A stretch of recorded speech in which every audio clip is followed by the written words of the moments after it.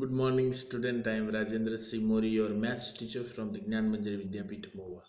Again, welcome you to all of you in this online session of class 9th mathematics.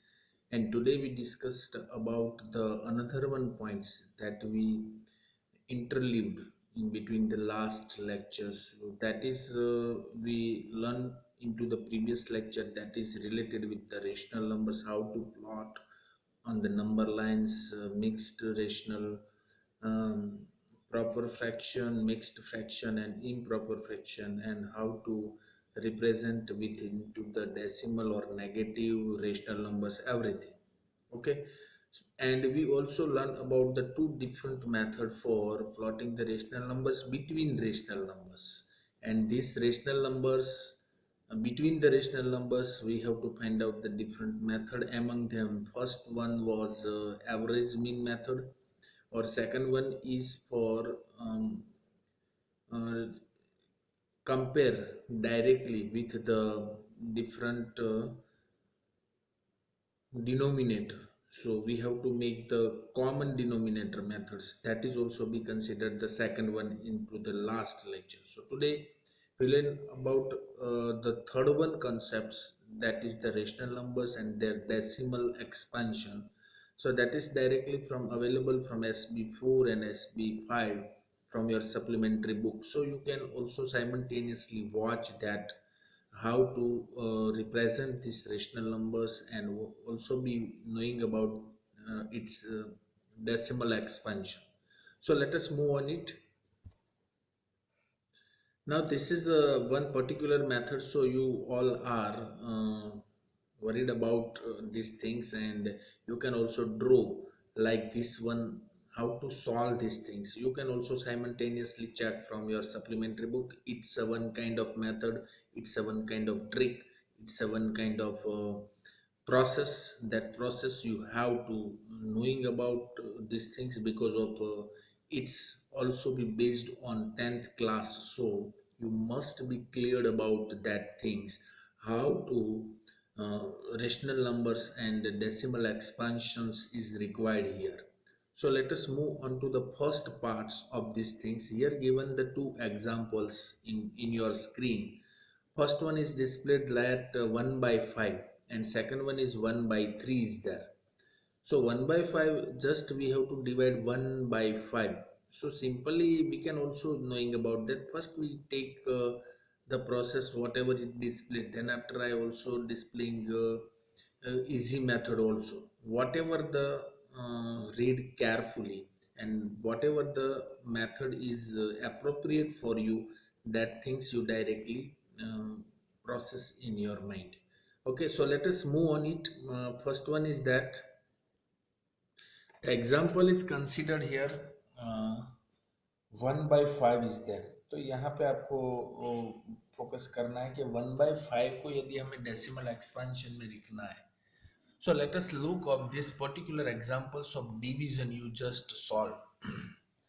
1/5 मतलब हमें 1 को 5 से divide करना है. Is it okay? अब 1 के बाद जो भी है, क्योंकि होल नंबर एज ए 1 है, तो आगे आप उसके 0 रख सकते, but it will be after the points. But आप सीधा भी कर सकते हो कि 5, मतलब हमें यहाँ पे 1 को 5 से डिवाइड करना है तो नहीं हो सकता. हमें पता है कि एक को 5 से डिवाइड करने की प्रोसेस करें, so it never becomes, because 1 को कभी 5 से डिवाइड नहीं किया जा सकता. तो हमें क्या करना पड़ता है, ऑर्डिनरी डिवीजन मेथड में हम ऐसा करते थे कि we put the zero over here into the question part. Question part पे हम जीरो लिख देते थे. बाद में हम क्या करते थे, वही प्रोसीजर को आगे बढ़ाते थे. That time we have also here the one zero. जैसे ही हम डिविडेंड में जीरो लगाया, वैसे सेम पोजीशन हम क्वेश्चन पे भी लगाते, और बाद में हम डेसिमल पॉइंट्स करते थे, याद हो तो ये डेसिमल पॉइंट्स करने के बाद नीचे तो अब 10 हो गया, तो that will be divided by 5. So 5 2s are, that we have to cover here the 5. मतलब हम यहाँ पे 10 यूज कर सकते. तो 5 टू जार 10 होता है, तो 10 में से 10 गया तो 0 हम लिख सकते हैं। बट ये एक्चुअल में प्रोसीजर कैसे दिखाई गई है? It's very simple one. Just 5 1.000, just we have to put it into the dividend part. अब ये डिविडेंड पार्ट में हम ऐसे 0 1 के बाद लिख सकते क्योंकि 1 ही नंबर है, then after it never displayed.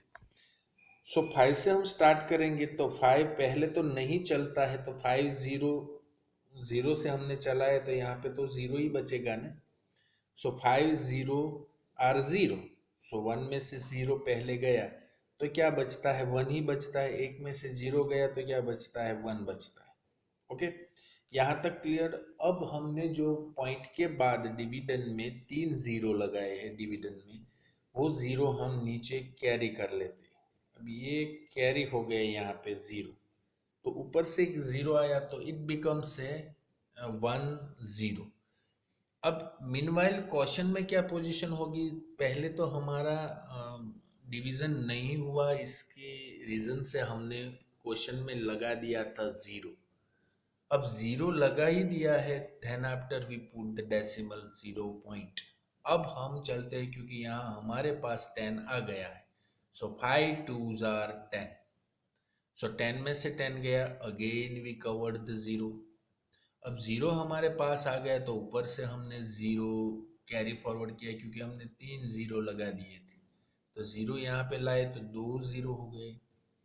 अब ये 0 को हम डिवाइड नहीं कर सकते, इसीलिए 5 zeros आर zeros ही होता है, तो zeros में से 0 गया यानी 0 हो गया। फिर से ऐसे कंटिन्यूस हम प्रोसेस कर सकते हैं अप टू द जितने zeros आप डेसिमल के बाद लगाओ। तो ये जो क्वेश्चन है, क्वेश्चन टर्मिनेट मतलब क्वेश्चन खत्म हो गया, अब उससे आगे नहीं हो सकता। 0.2 फिर जो भी लगाएंगे अब वहां पीछे 0 0 0 0 ऐसे ही आएगा। अब 0 का मतलब it terminates automatically, this question is terminate. So question is terminates, the remainder becomes 0 क्योंकि 10 में से 10 गया तो भी 0 होता है। अब ये लॉन्ग प्रोसेस करने से यदि आपको पता नहीं चल रहा है, then you can directly use your ordinary method. Ordinary method का मतलब पता है ना आपको? इसको क्या करना है आपको? Just we have to check it out. यहाँ पे मैं आपको दिखाता हूँ कि सपोज ये 5 है और 1 को हमें डिवाइड करना है। अब पता नहीं है ये लॉन्ग प्रोसीजर, 0 रखने में मुझे कुछ दिक्कत आ रही है, तो हम ऐसा करेंगे कि यहाँ पे कुछ चलता नहीं है तो हम क्या करेंगे, क्वेश्चन में हम 0 रखेंगे, मतलब हमें डिवाइजर में एक 0 लेना पड़ेगा, सॉरी डिविडेंड में एक 0 लेना पड़ेगा। डिविडेंड में जैसे ही 0 लिया, क्वेश्चन हो गया हमारा 0 पॉइंट। मतलब अब हम आगे बढ़ सकते हैं क्योंकि हमारा 1 को 5 से डिवाइड नहीं कर सकते। अब हम 10 हो गया है, सो 5 टू जार 10, तो हमारा रिमाइंडर यहाँ बचा 0। अब आगे कुछ भी लो, यहाँ से कितने सारे 0 आप लेते रहो लेते रहो, वो ही 0 नीचे उतरेगा, पर उसको हम डिवाइड नहीं कर सकेंगे। यदि डिवाइड नहीं कर सकते तो क्वेश्चन में 0 रखना है और यहाँ पे भी 0 रखना है। हमारे पास 0 0 ही आते रहते, ऊपर से और एक 0 उतारा, नीचे और एक 0 हुआ, यहाँ क्वेश्चन में भी 0 हुआ। तो इस तरह से 0.200000 मतलब 0.2 को टर्मिनेट हो गया। Is it clear? तो इस मेथड से भी आप कर सकते हो, आप जो ऑर्डिनरी डिवीजन मेथड यूज करते हो वही करो। बट यदि इस प्रोसीजर में क्या होता है, इसीलिए मैंने एग्जांपल्स आपको दिखाया है। Is it clear? तो ये चीज हो गई 1/5 को करने के लिए। So remainder becomes 0, the division terminates. जिसका रिमाइंडर 0 आ जाता है वो बिकम्स 0, तब वो डिवीजन 0 हो जाता है। एंड सेकंड एग्जांपल्स में आप देखिए कि 1/3 इज देयर। अब 1/3 को हम कंसिडर करें फिर से, तो उसको कैसे कंसिडर करना है फिर से हम देखते हैं हमारी मेथड से। आप भी यदि यही मेथड आपको यूज में अच्छी लगती है तो यू कैन यूज दी। 1 को 3 से डिवाइड करते हैं। तो 3 तो पहले डिवाइड नहीं होता, तो हम क्या करेंगे, 0 पॉइंट्स ऐसे रख देंगे, यहाँ पे 0 आ जाएगा। 3 3 जार 9, तो यहाँ पे बचता है हमारा 1। फिर से 1 आया, यानी ऊपर से हम बाई डिफॉल्ट 0 नीचे ले सकते हैं, तो ये 0 हो गया। फिर से हम चलाते हैं 3 3 जार 9, तो फिर से हमारे पास बचता है 1। ऐसे कंटिन्यूस प्रोसेस चलती रहेगी, ऊपर से आप 0 ऐड करते रहो, यहाँ पे हो जाएगा 10, हो जाएगा 10, हो जाएगा 10, हो जाएगा, ऐसे कंटिन्यूस चलता ही रहता है। इसको बोलते हैं नॉन टर्मिनेटिंग। जो टर्मिनेट हो जाता है, जैसे कि पहले एग्जांपल में हमने देखा 0.2 हुआ था, then after it's never creates any same or repeated or recurring digits. Here in 1 by 3 that are number of recurring repeating digits like 3, ये 3 3 3 ऐसे चलता ही रहता है, तो इसको बोलते हैं नॉन टर्मिनेटिंग या रिकरिंग। जैसे कि हम यहाँ पे फिर से देख लेते हैं वही चीज को, एग्जाम्पल 2 1 by 3 को जैसे आगे बढ़ाया, 9 आया, 10, फिर से 9, ऐसे करते रहेंगे तो लास्ट में जो बचता है वो रिमाइंडर तो 1 ही बचता है। So the question does not terminate, वो क्वेश्चन कभी टर्मिनेट नहीं होता। देखो यहाँ पे चलता ही रहता है, 0.333333 ऐसे भी नंबर को हम यूज करते हैं। And the remainder does not becomes 0, remainder 0 नहीं बनता है, so the division does not terminate, that procedure also be knowing. तो अब ये दोनों एग्जाम्पल्स आपके सामने हैं, एक टर्मिनेट हो जाता है और एक टर्मिनेट नहीं होता है। तो ये आप अपनी ऑर्डिनरी डिवीजन मेथड से यूज कर सकते हो कि how can we solve it. Okay, so let us move on to the another. I hope so that this practice will make perfectly on that both of the examples of the division method. Next is there, और एक दो examples हम solve करते हैं 1/5 और 1/3 को फिर से हम देखते हैं कि let us look at the two examples of division you just solved. So this makes there are two types of rational number. इसमें ये दोनों एग्जाम्पल से हमें ये पता चलता है कि ये दोनों अलग अलग टाइप के रेशनल नंबर हैं। एक में रिमाइंडर 0 आती है और एक में रिमाइंडर 1 ही आती है, मतलब एक टर्मिनेटिंग है और एक not terminating. So decimal expansion of the numbers is considered here. When we divide two numbers, the decimal expansion can be of two types. First types is that terminating. पहला type क्या है, terminating, और दूसरा type क्या है, non terminating. Terminating मतलब इसमें दो कंडीशन आपको याद रख लेनी है, द रिमाइंडर्स ऑलवेज बिकम्स 0, जिसमें रिमाइंडर 0 हो जाती है किसी भी डिवीजन में, किसी दो नंबर का डिवीजन करने से उसकी रिमाइंडर 0 आती है, it will considered as a terminating. Second condition for the terminating is the quotient terminates. Question terminate हो जाता है, मतलब आगे नहीं बढ़ता। हमने अभी देखा ना कि 0.2 के बाद कुछ नहीं आता था, 0 0 0 ऐसे ही लिखते रहते थे। और while in non terminating the remainder does not becomes 0, जिसमें रिमाइंडर 0 नहीं होता है।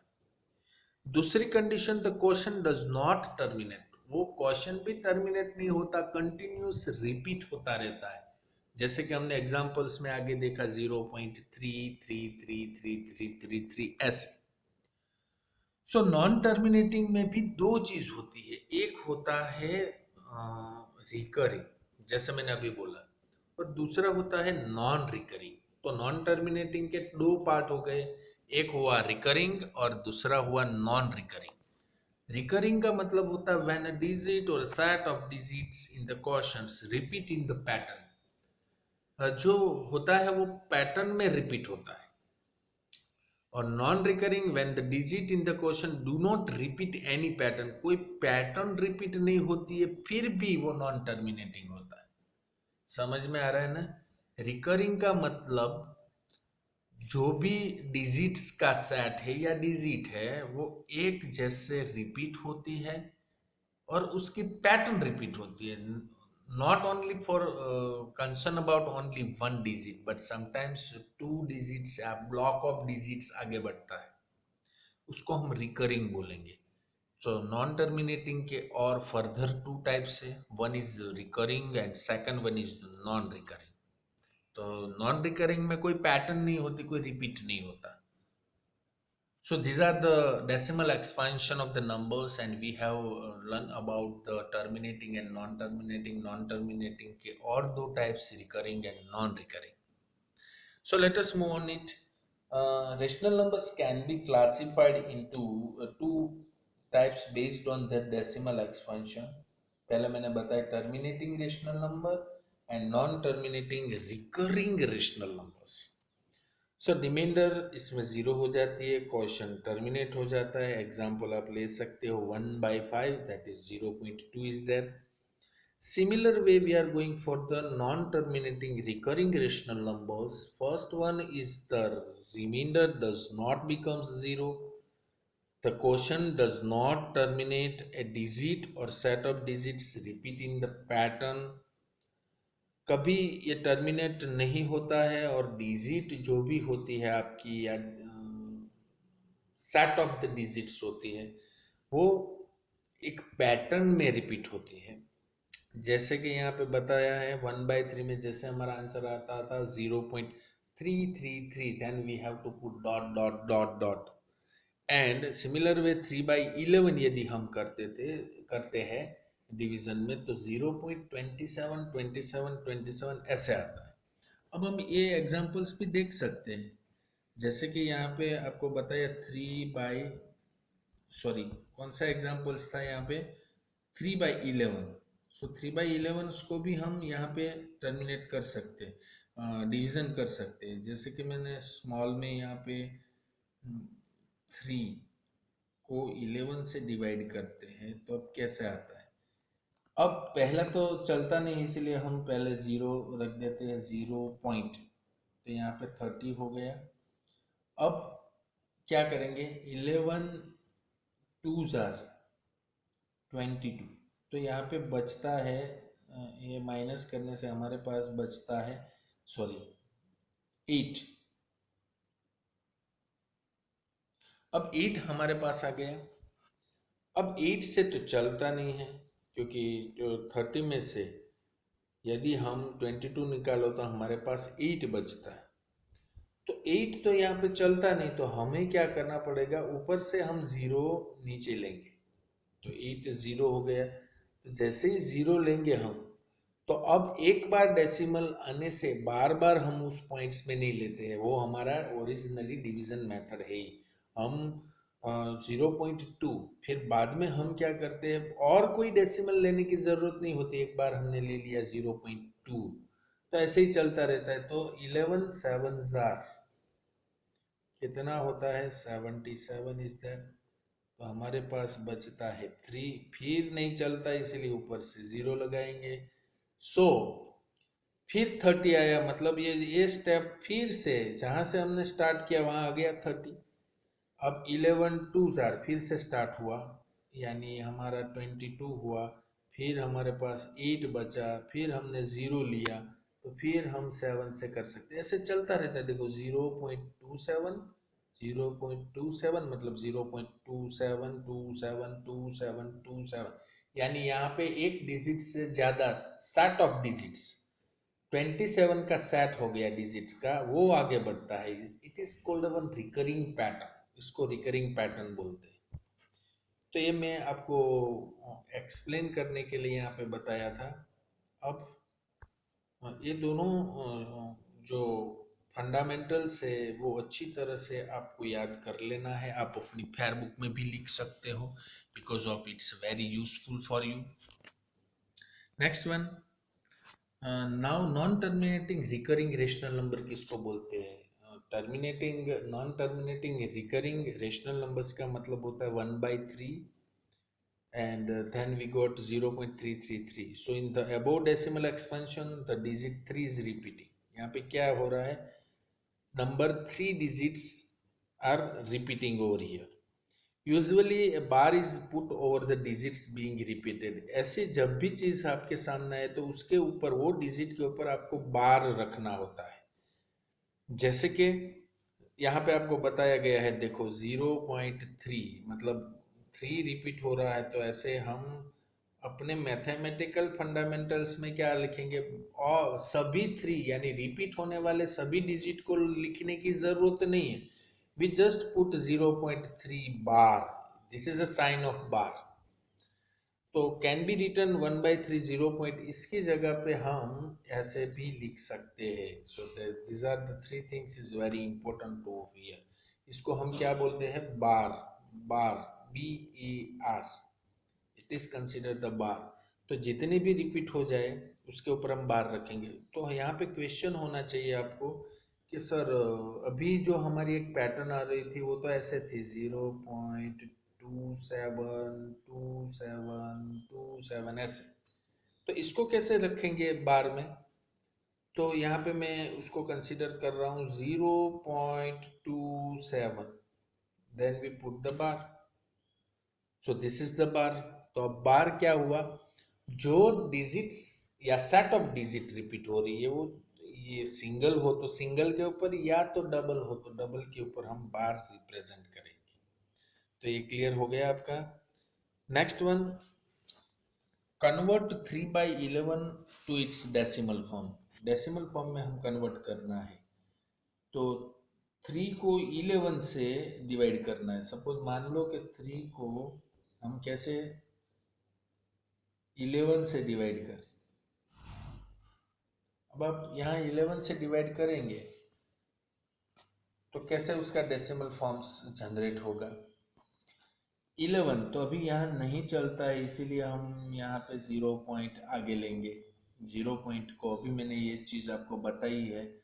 सो 11 टू जार से हम कंटिन्यू कर सकते हैं। 22 आया, 8 आया, फिर से ऊपर 0, फिर हम आगे बढ़ाएंगे। 11 7 जार, that is 77, again we got 3, ऊपर से 0, तो यहाँ पे 30 आ गया फिर से।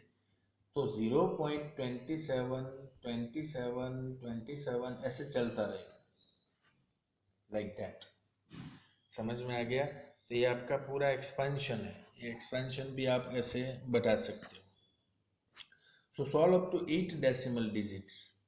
What can you say about the quotient and the remainder thus obtained।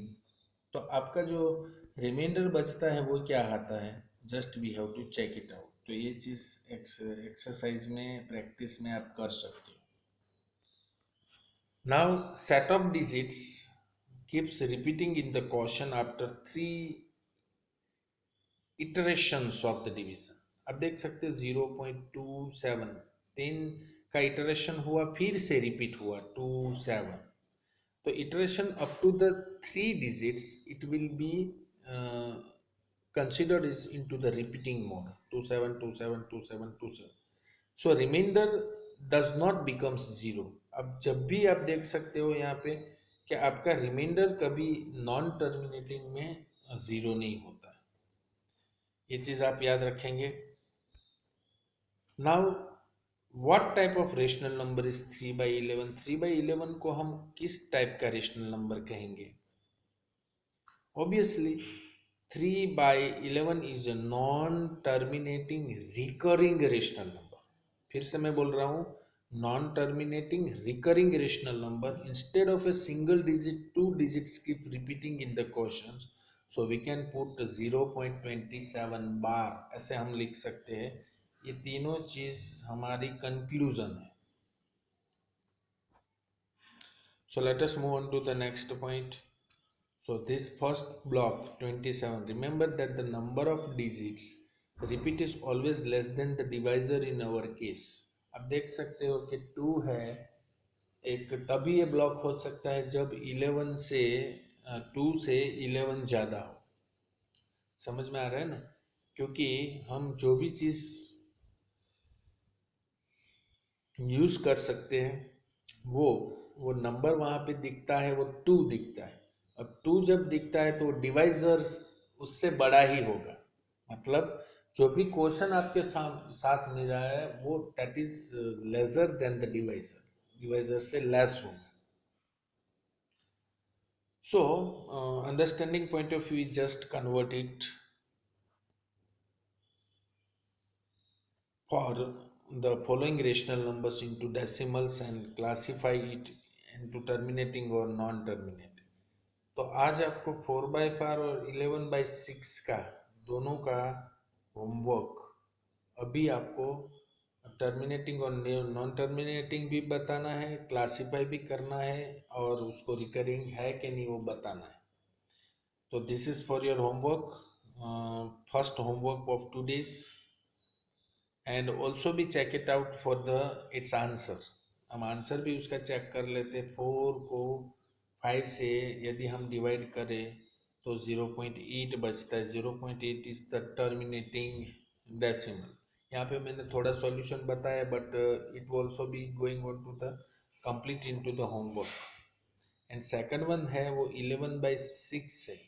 तो 11/6 को आप ऐसे ही आगे बढ़ाते रहो, उसको टर्मिनेट है कि नॉन टर्मिनेट है वो बताना है। Non terminating and non terminating आपने बता दिया, तो नॉन टर्मिनेटिंग में भी वो क्या है, नॉन टर्मिनेटिंग रिकरिंग है या नहीं है, तो वो आप बता सकते हो यहाँ पे। तो ये दोनों examples you have to perform in today's homework. ये चीज़ आपको याद रख लेनी है, terminating rational number and non terminating rational number, ये दोनों चीज़ आप अपनी फेयर बुक में, जैसे मैंने आगे भी बताया है, वो पूरी ऐसे कॉलम बेस में अच्छी तरह से एक पेंसिल से अपना एक कॉलम बनाओ और कॉलम में लेफ्ट साइड लिखो, हेडिंग लगाओ terminating rational number and non terminating recurring rational number. और इसी तरह से आप तीन तीन पॉइंट्स जो यहाँ पे मेंशन किए वो तीनों पॉइंट्स उसमें लिख दो। आप अपनी तरह से भी एग्जाम्पल्स बना सकते हो, आप प्रैक्टिस में कोई भी एग्जाम्पल्स यहाँ से ले सकते हो। तो ये जो चीज़ हुई that is terminating rational number and that is non terminating recurring rational numbers. Now we let us move on to the another point. Now today you have to work more practice onto the NCERT exercise. So NCERT exercise 1.1 जो page number 5 पे दी गई है, आपके पास NCERT book नहीं है इसीलिए मैं question और आंसर दोनों यहाँ पे पुट कर रहा हूँ। ये आपकी इस एक्सरसाइज में आज आपको होमवर्क में ये फेयर बुक में ही डायरेक्ट लिखो तो भी आपको अच्छा लगेगा, but you have to put the heading like NCERT questions. क्या लिखेंगे आप अपनी फेयर बुक में, एक हेडिंग बना दो, उसमें लिखो NCERT क्वेश्चंस। वही चैप्टर जो चैप्टर चल रहा है उसकी फेयर बुक आपने कल बनाई, वो जहाँ तक आप पहुँचे प्रैक्टिस क्वेश्चन 1 का वो पूरा कंप्लीट करने के बाद आज जो आप लिखेंगे उस फेयर बुक में वो यहाँ से लिखेंगे NCERT एक्सरसाइज 1.1 पेज नंबर 5। जो मेंशन कर रहा हूँ वो ही क्वेश्चंस आपको मेंशन करने हैं। ओके, तो this are all questions you have to perform. जो भी मैं टिक मार्क कर रहा हूँ NCERT एक्सरसाइज में वही ये क्वेश्चन भी लिखना है और आंसर भी लिखना है। ये चीज़ आप अपनी फेयर बुक में आज लिखेंगे और वही चीज़ का फोटोग्राफ्स जो आगे मैंने दो होमवर्क्स में क्वेश्चन दिए हैं इसी वीडियो में, उसके साथ इसके भी फोटोग्राफ्स मुझे सेंड कीजिए, तो मुझे ये भी पता चले कि आप अपनी फेयर बुक में NCERT क्वेश्चन मेंशन कर रहे हैं कि नहीं। ये आपकी प्रैक्टिस के लिए है, कुछ उसमें समझ में ना आए तो solutions is given over here so you can directly right it. Okay, तो NCERT एक्सरसाइज 1.1 का फर्स्ट क्वेश्चन ये ऐसे आपको मेंशन करना है। Now second one, find 6 rational numbers between 3 and 4। ये भी क्वेश्चन नंबर 2 आपका सॉल्यूशन यहाँ पे इम्प्लीमेंटेड है, आप वो देख सकते हो। तो दिस ऑल्सो बी डन।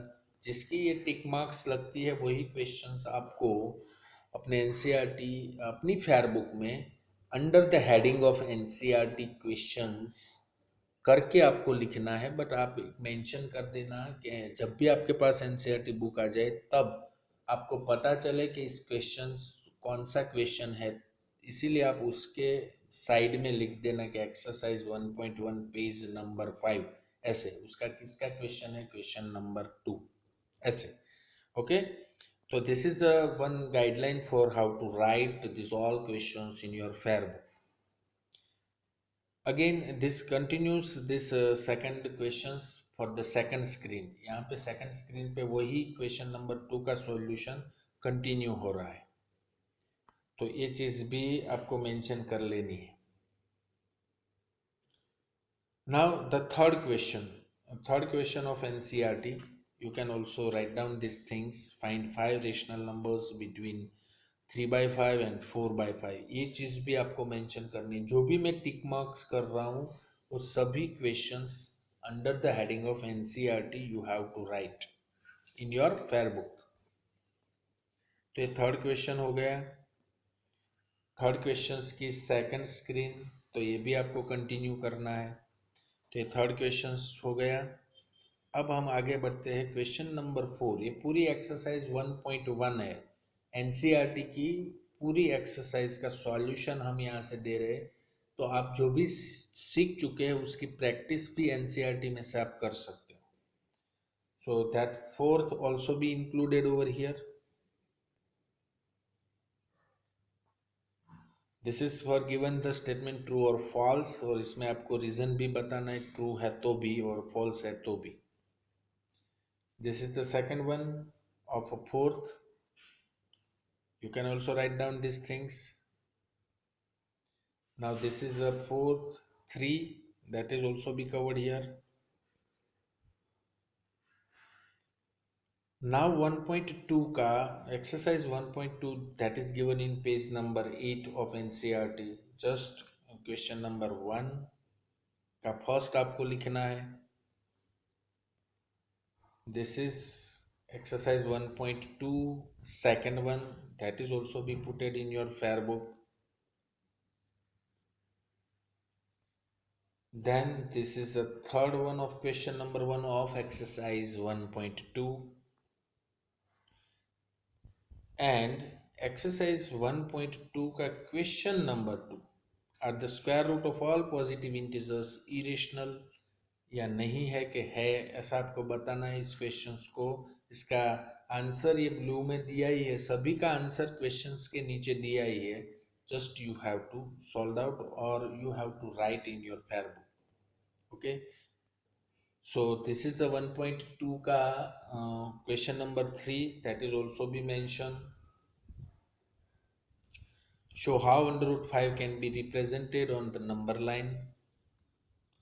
अब ये चीज मैं सिखाऊं बाद में लिखनी है, बट अभी इसका सॉल्यूशन उसमें लिख देना। ओके,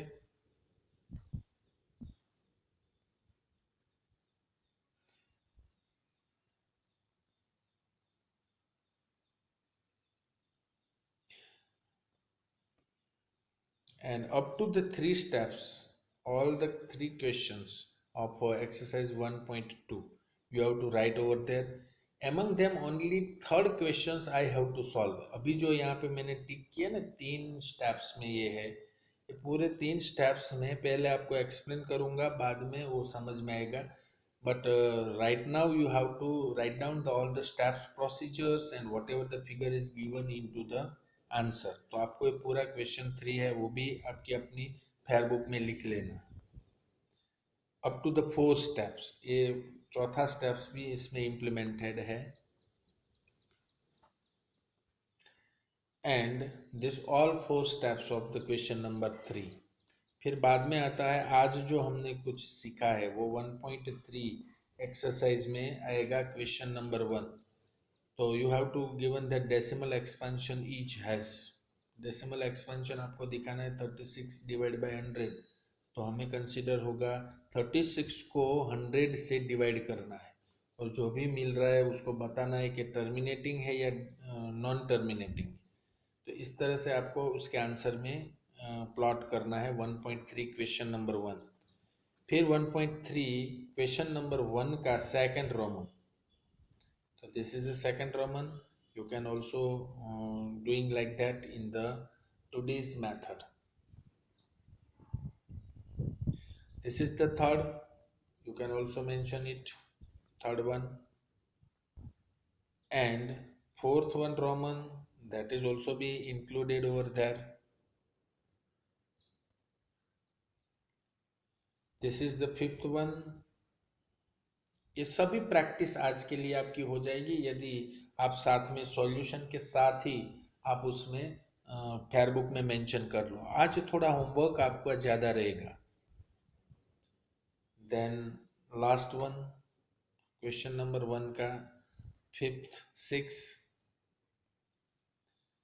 यहाँ तक आपको क्वेश्चन नंबर 1 के 6 मतलब 1.1, 1.2 एंड 1.3 के क्वेश्चन नंबर 1 के 6 रोमन तक आपको फेयर बुक में लिखना है और उसी के ही फोटोग्राफ्स मुझे सेंड करने हैं today's homework. Okay, so all the NCERT questions solutions with the questions I given in this video lecture, so you have to write these things and implement it over here.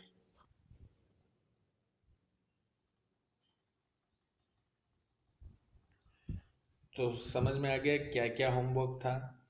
NCERT 1.1, 1.2 and 1.3 इसी video में given all the questions and answer you have to write in your fair book and those photographs you send as a today's homework. And दो चीज़ मैंने आगे भी homework में दिए है आज के प्रैक्टिस, आज की जो मेथड हमने सीखी वो मेथड के ऊपर, तो वो भी चीज़ आप मेंशन करो।